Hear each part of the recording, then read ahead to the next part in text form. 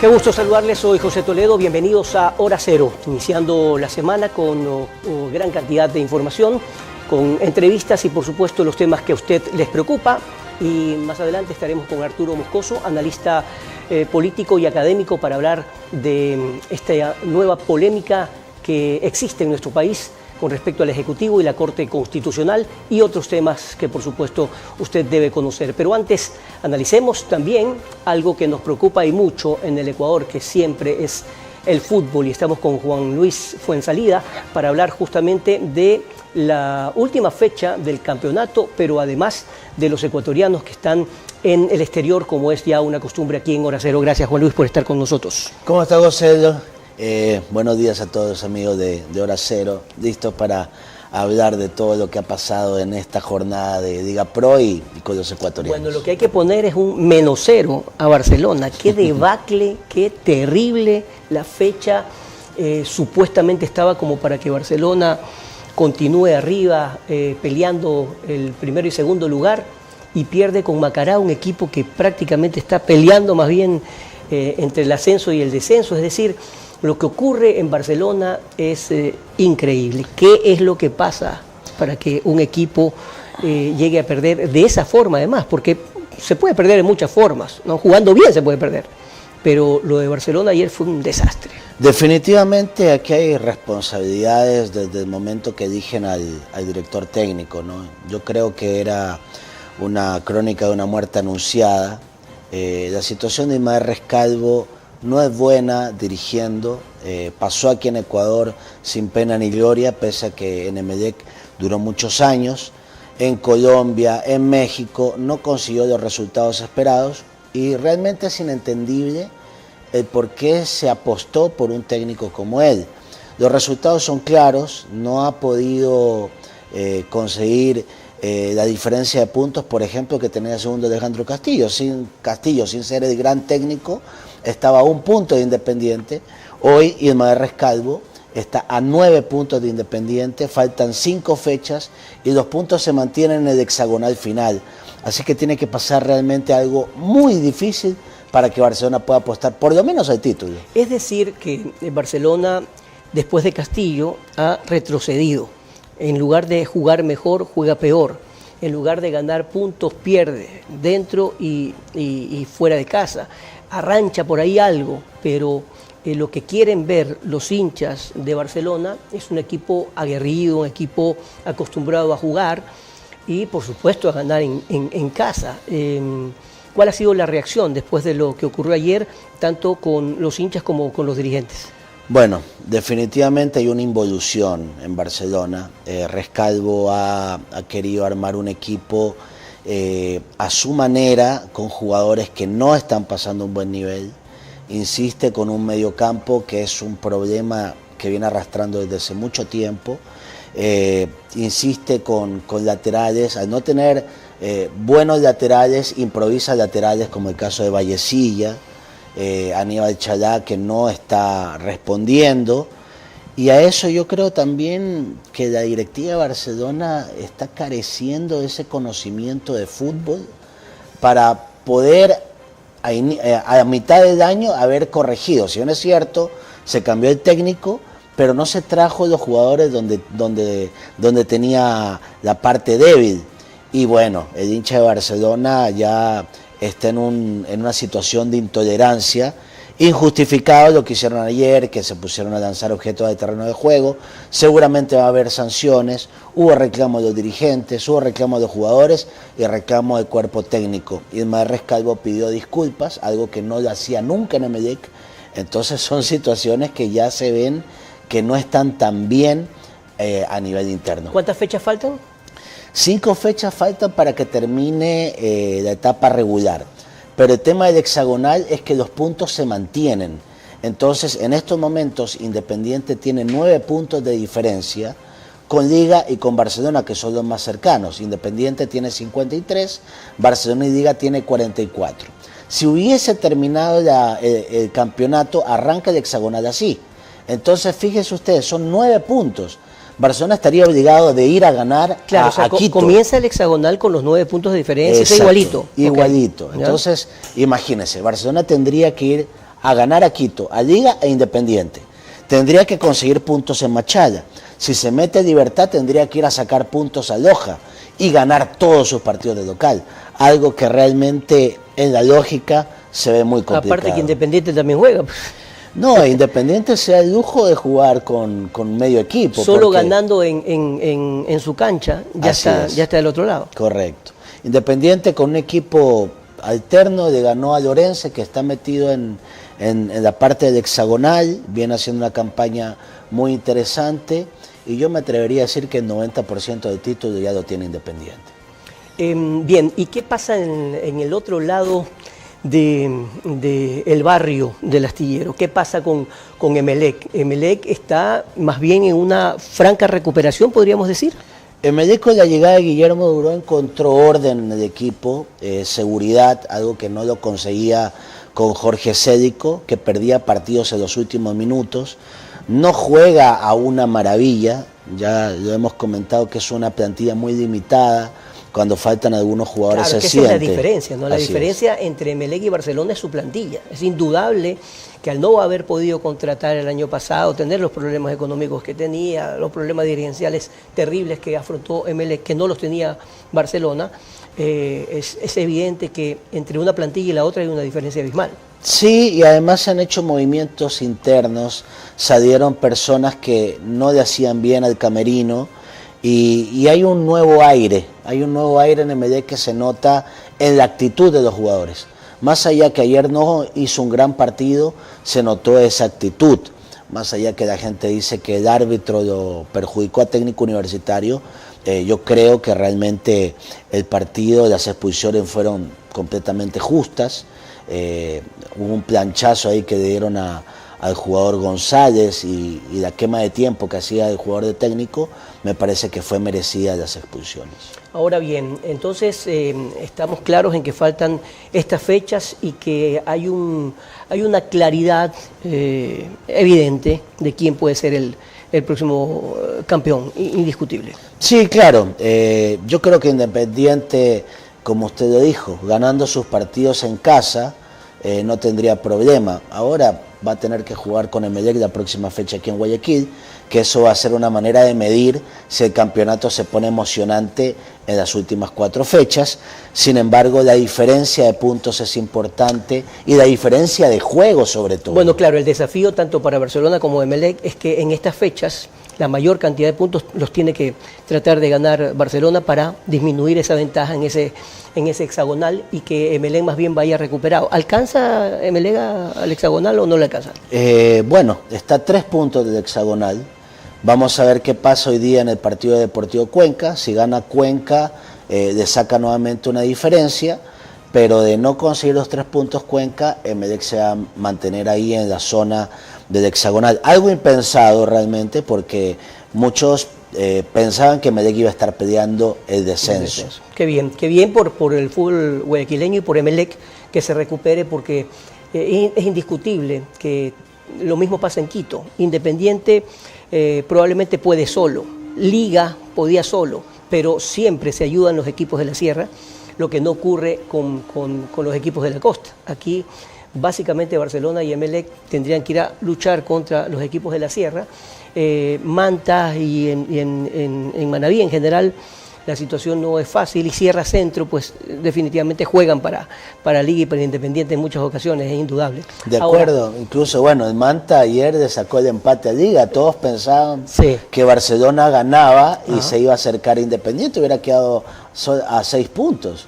Entonces no se dio, y ahora la diferencia es ahora es evidente la irregularidad del fútbol, pero así es el fútbol. Así es. Es parte de esto. Ahora, hablemos de estas buenas noticias. Yo realmente me divierto mucho y veo con muchísimo orgullo ver a jugadores como Pervis Estupiñán, cómo están jugando. Hay un resumen del fútbol italiano en donde siguen con una sola cámara exclusiva, mejor dicho, con una cámara exclusiva para Pervis, y la verdad es que está jugando bastante bien, o al menos ha arrancado con pie firme en Italia, ¿no? Sí, es importante, ¿no? Este fin de semana el Milan le ganó al Bari por Copa Italia, y Estupiñán realmente demostró que que no sea milana, porque hay jugadores que vestir la camiseta de un equipo grande...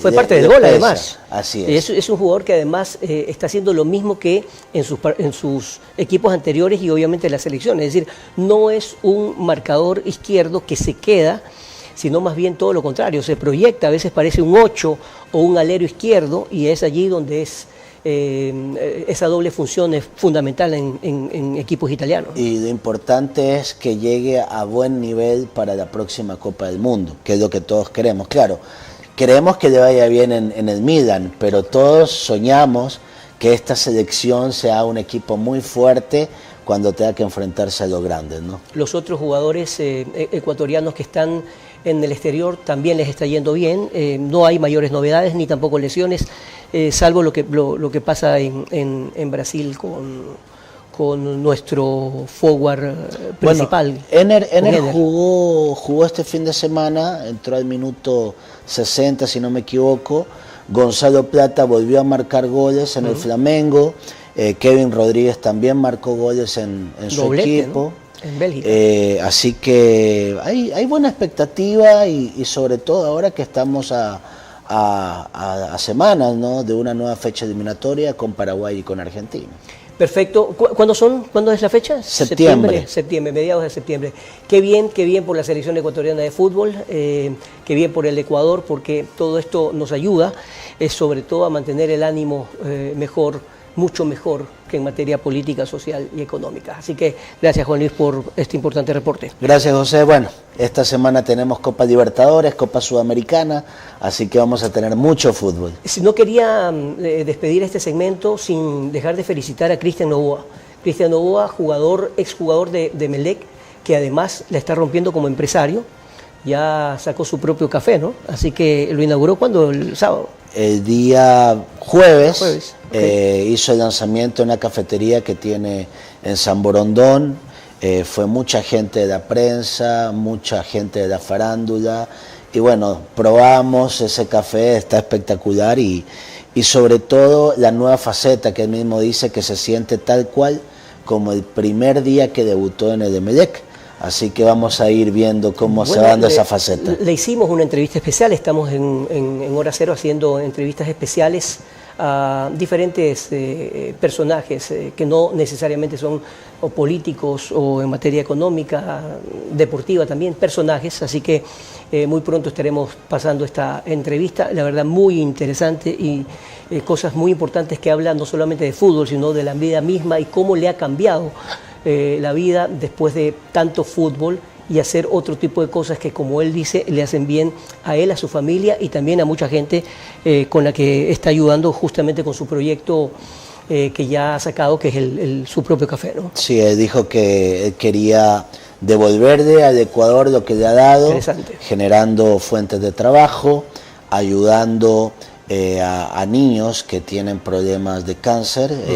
Él tiene una casa, lo dijo abiertamente, a los alrededores de Solca, lo ha manejado con mucha, de una manera muy callada. Exacto. Y bueno, quiere seguir colaborando en esas cosas. Qué bien, qué sociales. Bueno, gracias, Juan Luis, hasta la próxima semana, Dios mediante. Vamos a una pausa comercial y continuamos con más de Hora Cero.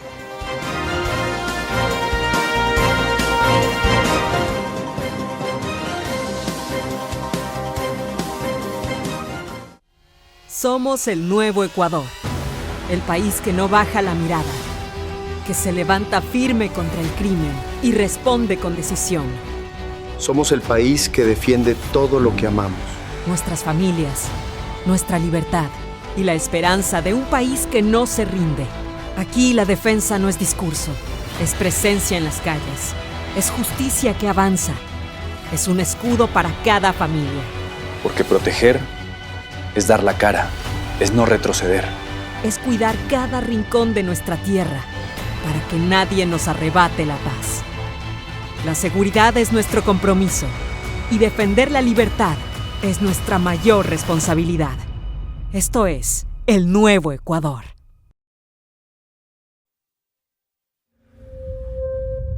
El gobierno jamás va a incautar, jamás va a confiscar las cuentas de nadie.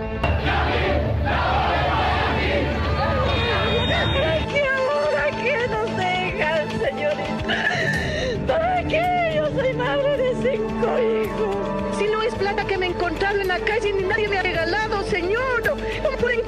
Hace 30 años, centenares de ecuatorianos abandonaron su país con tristeza y lágrimas, pero a la vez llenos de esperanza.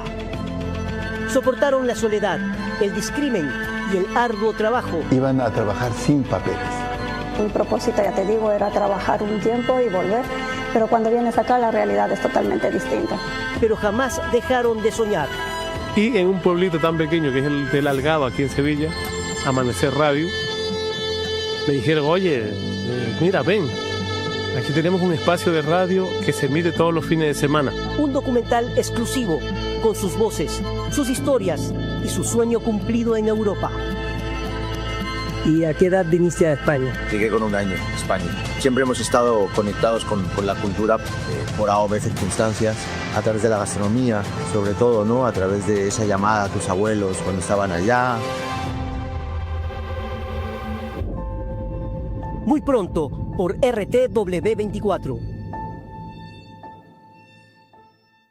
Después de lo que está ocurriendo con la guerra entre Israel y los palestinos de Hamas.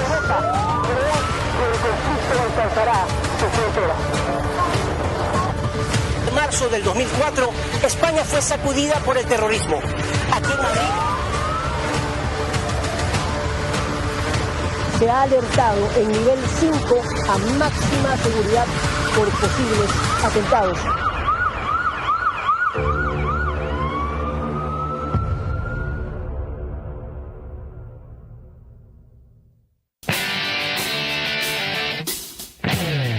Aquí empieza el Ecuador, primera iglesia construida por los españoles. Que quien hizo la música fue Nicasio Safadi, que era libanés.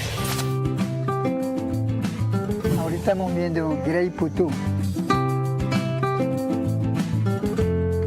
Es muy chiquito, no crecen más. ¡Qué precioso! Apareció un cuchucho para saludarnos. Es el principal referente en la provincia del Oro. La propiedad, como les dije, tiene 3 hectáreas con bosques privados donde se puede hacer caminatas. Estamos ubicados en uno de los sitios estratégicos de la geografía del Ecuador. Estamos en playas. Se habla de que aquí es el segundo mejor clima del mundo. Estamos en el mercado de la Merced. Aquí hay el tradicional hornado y el plato típico por excelencia, el tigrillo. Bueno, vamos a probar entonces el chontacuro. Hoy van a probar lo que es el crepe de camarón con pangora y unas ostras gratinadas estilo Don Fortu. Espero que lo disfrutes, espero que sientas el placer. Porque es de los platos que más salen es el cocolón de cangrejo.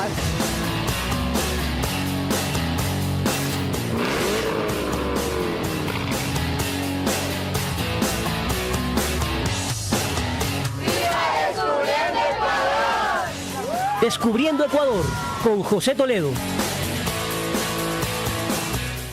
Resuenan ya las voces del estirpe, cantemos a la patria bella y grande, altiva y majestuosa como el Andes, fecunda cual la selva tropical.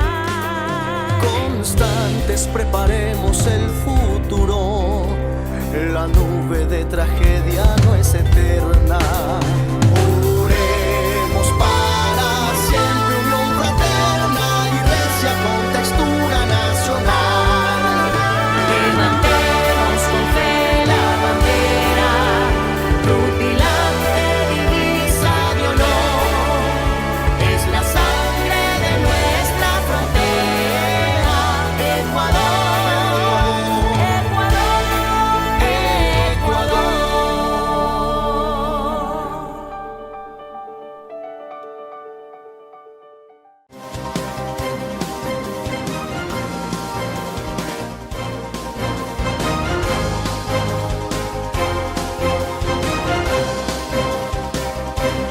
Bien, continuamos con más de Hora Cero. Tenemos ya a Arturo Moscoso vía Zoom para conversar sobre lo que está ocurriendo en nuestro país con respecto a esta crisis, esta pugna política entre el Ejecutivo y la Corte Constitucional. Los 9 jueces han sido acusados por la Presidencia de la República, por el Ejecutivo, y después de inclusive la marcha de la semana pasada, ellos estarían entorpeciendo la propia justicia, según lo ha dicho el gobierno.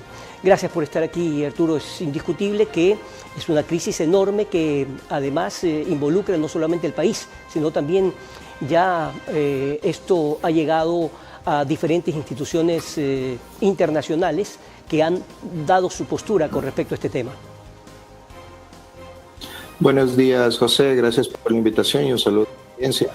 En efecto, es un tema muy preocupante que se tomando la Corte Constitucional como un chivo expiatorio, como si fuera la responsable de la inseguridad, la violencia que está aconteciendo en el país, ¿no? Aquí lo que ha sucedido en realidad es que el gobierno ha mandado unas leyes muy mal hechas, unas leyes con varios errores, no solo en la forma, sino también en el fondo, y que pues obviamente la Corte Constitucional tenía la obligación de observar, ¿no? Ha hecho ahora una suspensión temporal de ciertos artículos, pero que se lo advirtió antes, José, ¿no? Se lo advirtió antes, se le dijo que esas leyes no iban a pasar el filtro de la Corte Constitucional porque eran violatorias de la Constitución y los derechos humanos, ¿no?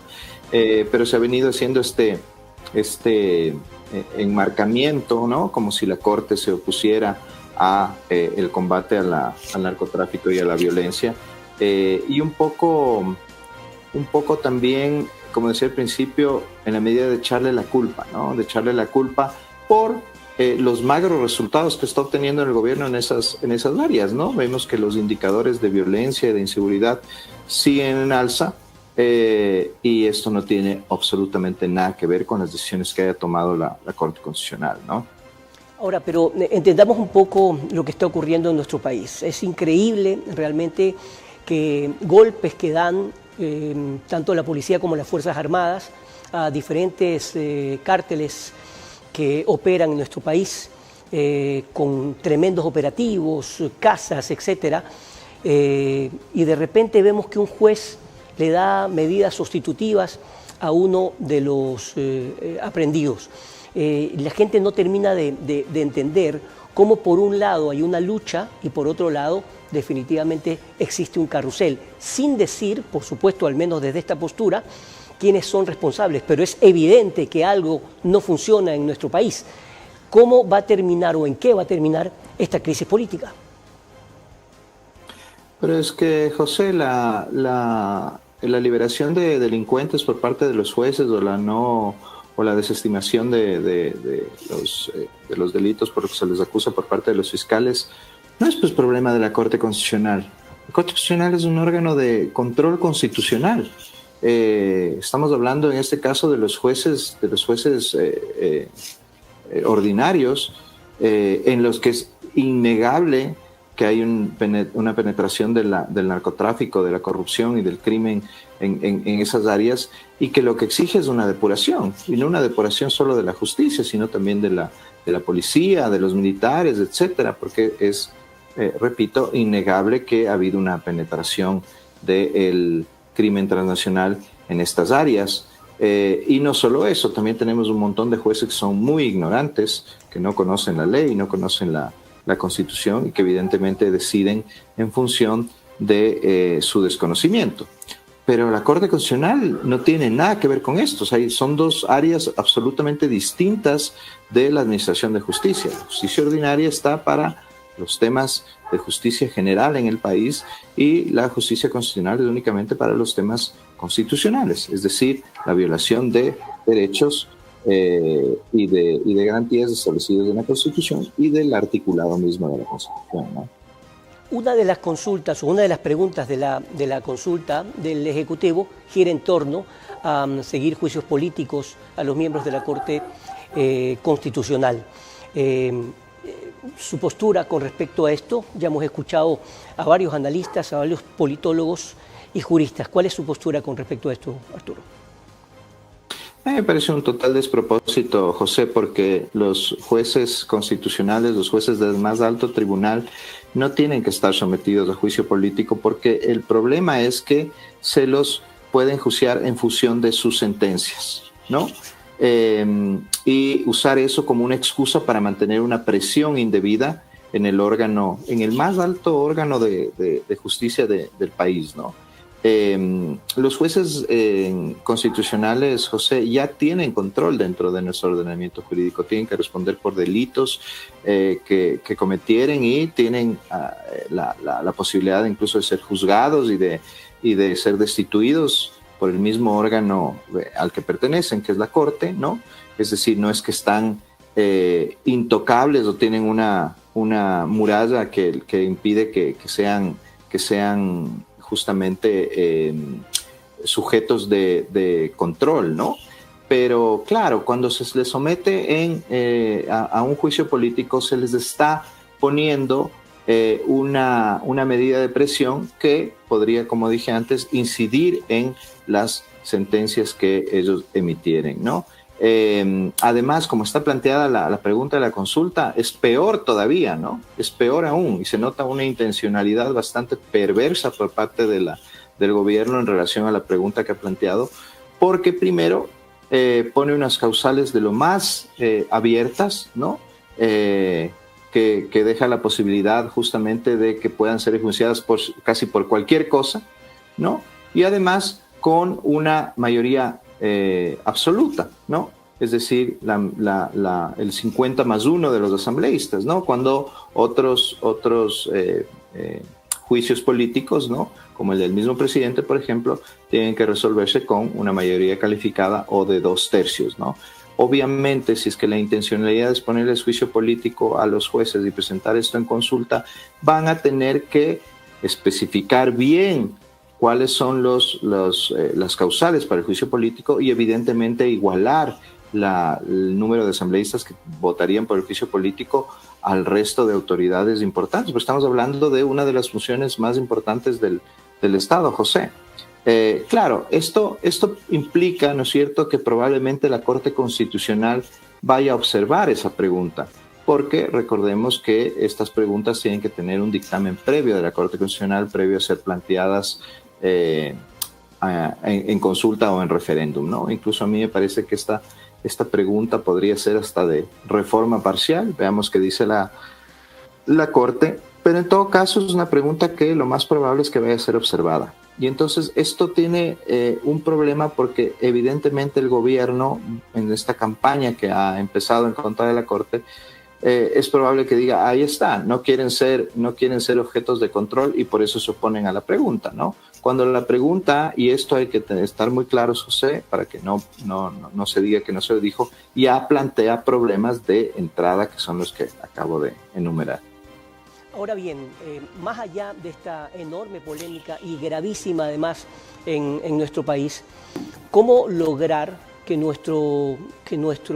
tanto el Ejecutivo como el Legislativo y también en el aspecto jurídico se llegue a un consenso para que todos estén arrimando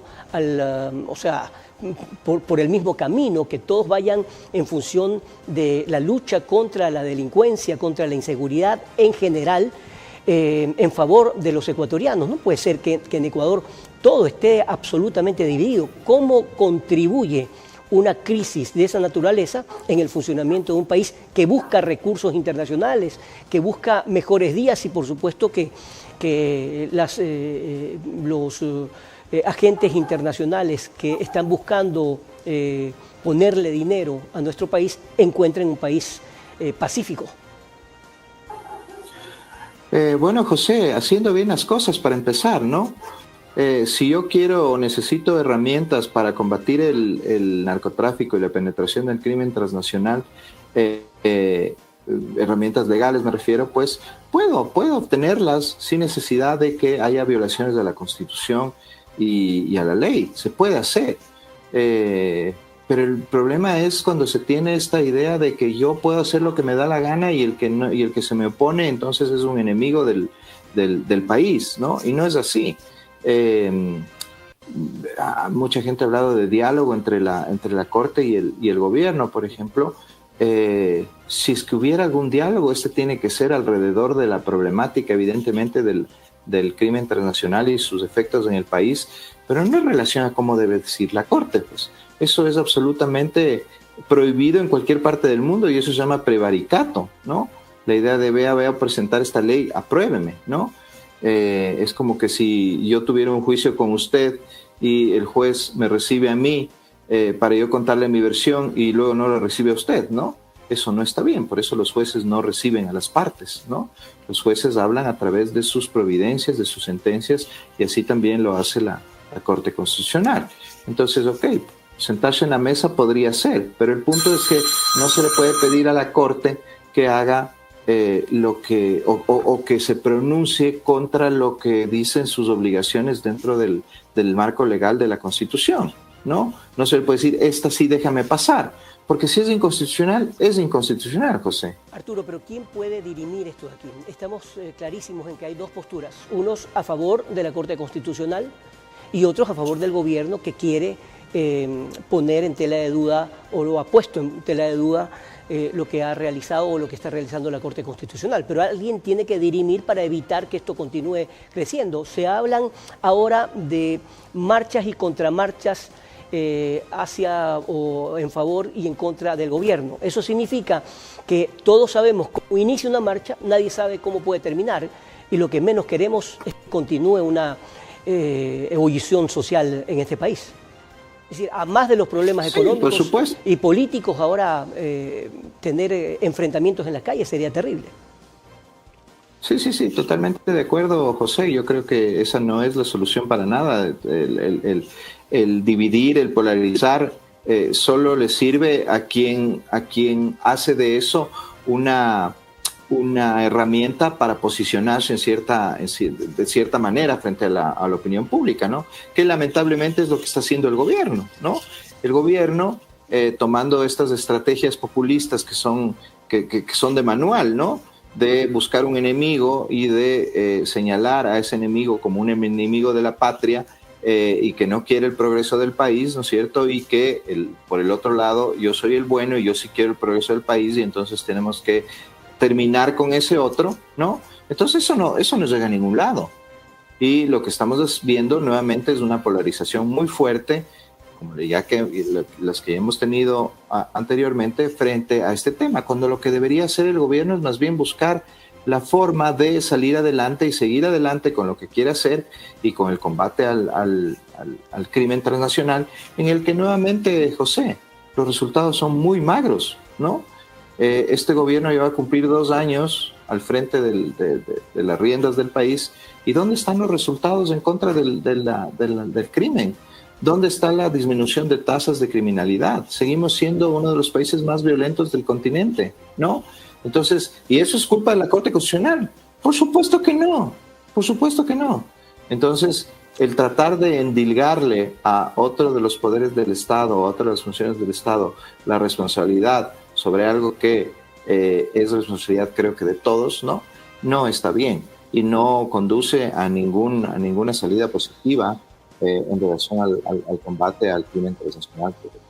Es indudable, sin querer pretender defender absolutamente a nadie, pero vemos a diario los operativos, la intensificación de los controles, el trabajo que cumple por un lado la policía y las Fuerzas Armadas. Pero usted ha dicho algo muy importante y que lamentablemente es una certeza de acuerdo a cifras y a los entendidos que diariamente están analizando esta situación. Es decir, al tener este cáncer que es la corrupción, el narcotráfico, el terrorismo, etcétera, inmerso en instituciones como policía y Fuerzas Armadas, indudablemente es una rueda en la que es muy difícil salir.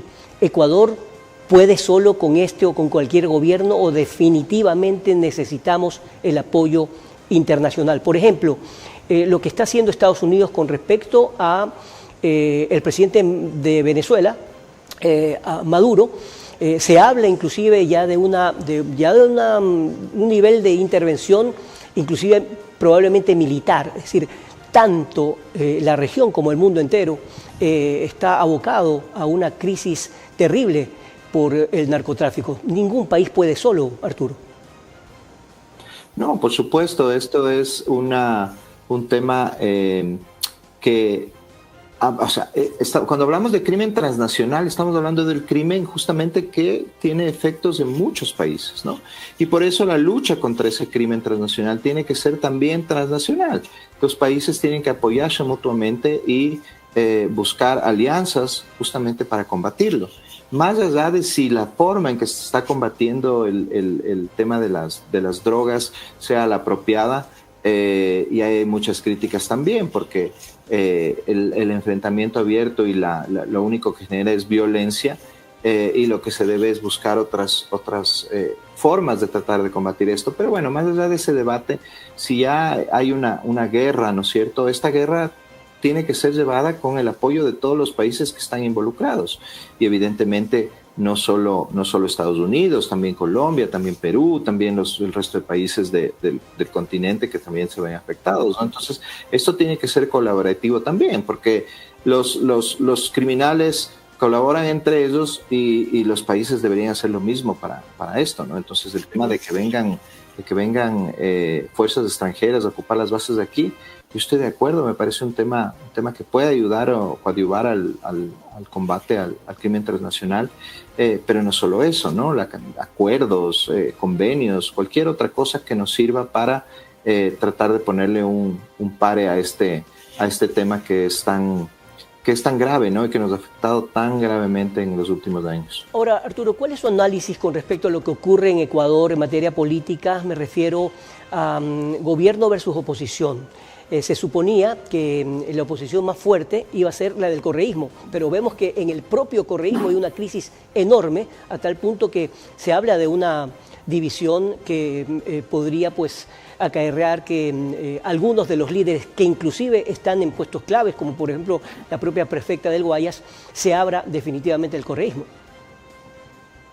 Bueno, sí, lo que pasa es que en el caso preciso del correísmo, pues tenemos un partido populista, un partido además en donde, como todo partido populista, la figura del líder es central para el partido, y la ausencia del líder le pasa factura, ¿no? Le pasa factura y pues va debilitando al partido político, ¿no? Entonces, y además esto tener un líder, ¿no? Que es el que decide y el que toma todas las decisiones, valga la redundancia, en última instancia, pues evita el surgimiento de otros cuadros y de otras carreras políticas. Entonces yo me imagino que en el caso de la prefecta, y en el caso de Guayas, ¿no? Y en el caso de algunos otros líderes históricos del correísmo, pues se sienten un poco atrapados en una lógica que no les permite crecer políticamente, ¿no? Entonces esos dos problemas creo que está enfrentando la Revolución Ciudadana,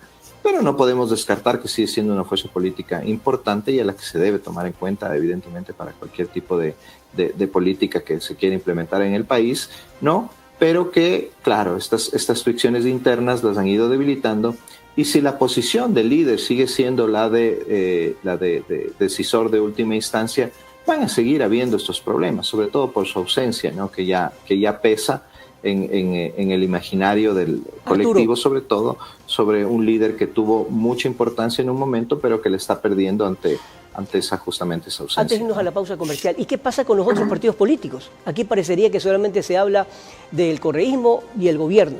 ¿Qué pasó con el Partido Social Cristiano, con Izquierda Democrática, con Democracia Popular, con los partidos que antes eran fuertes y ahora prácticamente han desaparecido? Es que justamente es eso, José, ¿no? Tenemos un sistema de partidos absolutamente mal funcionante, ¿no? Es un sistema de partidos que absolutamente polarizado, atomizado, en donde ya no existen partidos de verdad, partidos ideológicos, partidos programáticos, como era, por ejemplo, la Izquierda Democrática, como era la Democracia Cristiana, el mismo Partido Social Cristiano, ¿no? El Partido Social Cristiano, justamente de ser un partido nacional, se transformó en un partido local, ¿no? Y ha perdido fuerza absolutamente, porque además también en ese partido tenemos el hecho de que no surgieron nuevos cuadros, ¿no? Más allá de Nebot, no hay realmente unos liderazgos fuertes que lo hubieran podido sustituir, por ejemplo, ¿no? Entonces, evidentemente ahí se percibe una debilidad del sistema de partidos en general. La facilidad de hacer partidos. Antes era más complejo hacer partidos o organizaciones políticas. Había realmente militantes, ¿no? Tenía uno que afiliarse al partido y no podía afiliarse a otro. Todo eso se vio desvirtuado por la nueva ley de elecciones del Código de la Democracia, pues, y estamos en un escenario en donde el hacer un partido es tan fácil que mejor hago uno que rescatar uno que ya existía, ¿no? Mejor hago uno nuevo.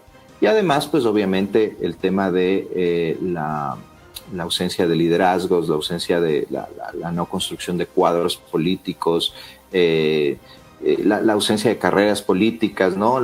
Esto de que los asambleístas solo pueden estar 2 periodos y ya, a mí me parece absolutamente contraproducente, porque ahí justamente es donde se construyen carreras políticas en el legislativo. Y una serie de problemas a los que hay que sumar el desprestigio que tienen los partidos políticos en el Ecuador, y esto es un problema no solo en el Ecuador, sino a nivel mundial, y que justamente este tipo de cosas, este tipo de actuaciones de los partidos políticos que se vuelven en tiendas de alquiler, en maquinarias electorales, pues suma ese desprestigio y es una especie de círculo vicioso de donde es muy difícil salir, ¿no? Bien, vamos a ir a una última pausa comercial y volvemos con la parte final de nuestro programa.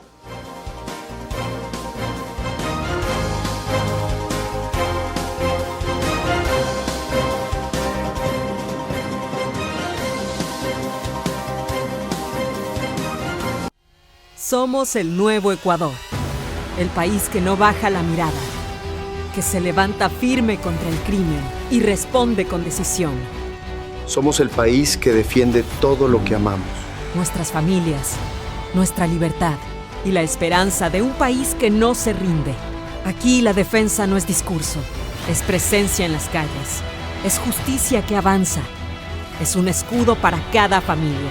Porque proteger es dar la cara, es no retroceder. Es cuidar cada rincón de nuestra tierra para que nadie nos arrebate la paz. La seguridad es nuestro compromiso y defender la libertad es nuestra mayor responsabilidad. Esto es el nuevo Ecuador.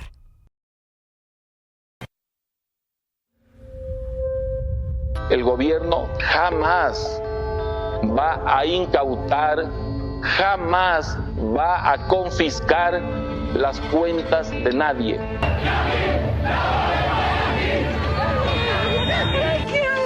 ¿Qué nos dejan, señorita? ¿Para qué? Yo soy madre de 5 hijos. Si no es plata que me he encontrado en la calle ni nadie me ha regalado, señor. No pueden imaginar. Hace 30 años, centenares de ecuatorianos abandonaron su país con tristeza y lágrimas, pero a la vez llenos de esperanza. Soportaron la soledad, el discrimen y el arduo trabajo. Iban a trabajar sin papeles. Mi propósito, ya te digo, era trabajar un tiempo y volver, pero cuando vienes acá la realidad es totalmente distinta. Pero jamás dejaron de soñar. Y en un pueblito tan pequeño que es el del Algado, aquí en Sevilla, Amanecer Radio, me dijeron, oye, mira, ven, aquí tenemos un espacio de radio que se emite todos los fines de semana. Un documental exclusivo, con sus voces, sus historias y su sueño cumplido en Europa. ¿Y a qué edad viniste a España? Llegué con 1 año a España. Siempre hemos estado conectados con la cultura por A o B circunstancias, a través de la gastronomía, sobre todo, ¿no? A través de esa llamada a tus abuelos cuando estaban allá. Muy pronto, por RTW24. Después de lo que está ocurriendo con la guerra entre Israel y los palestinos de Hamas.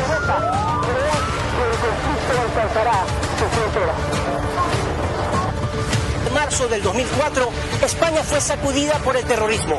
Aquí en Madrid se ha alertado en nivel 5 a máxima seguridad por posibles atentados.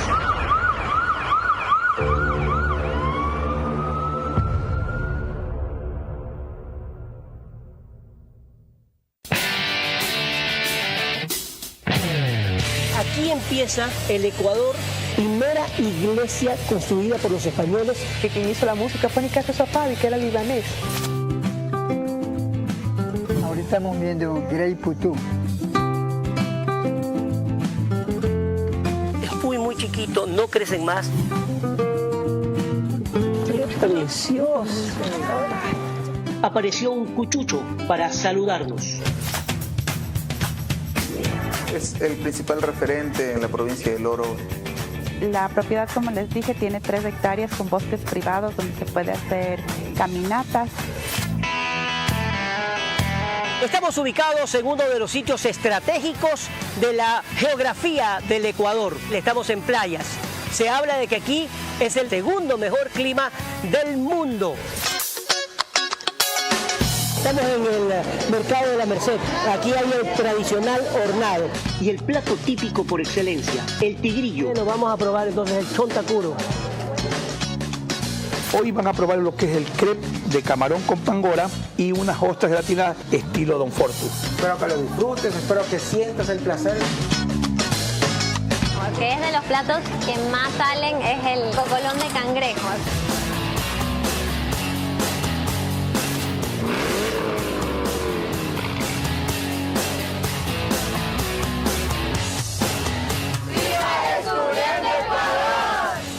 Descubriendo Ecuador con José Toledo.